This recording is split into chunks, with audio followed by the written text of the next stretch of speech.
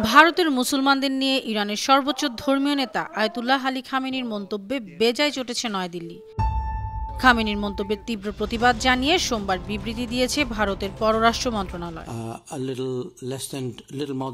তেহরানে সোমবার ধর্মীয় নেতাদের একটি সমাবেশে ভাষণ দেন খামেনি। ভাষণে তিনি ফিলিস্তিনের গাজা, ভারত ও মিয়ানমারে মুসলিমদের দুর্দশা নিয়ে কথা বলেন। পরে খামেনির বক্তব্যের অংশ তাঁর এক্স অ্যাকাউন্টে প্রকাশ করা হয়।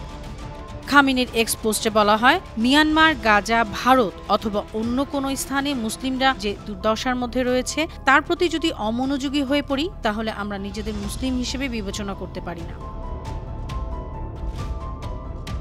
ইরানের সর্বোচ্চ ধর্মীয় নেতা আয়াতুল্লাহ আলী খামেনির এই বক্তব্যের তীব্র নিন্দা জানিয়ে ভারত বলছে, এগুলো ভুল তথ্য ও অগ্রহণযোগ্য। যেসব দেশ সংখ্যালঘুদের নিয়ে মন্তব্য করছে তারা যেন অন্যদের নিয়ে পর্যবেক্ষণ দেওয়ার আগে নিজেদের কর্মকাণ্ডের দিকে নজর দেয়।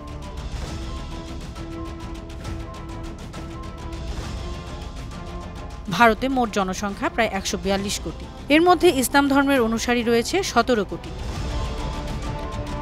আন্তর্জাতিক ডেস্ক, বানু টিভি।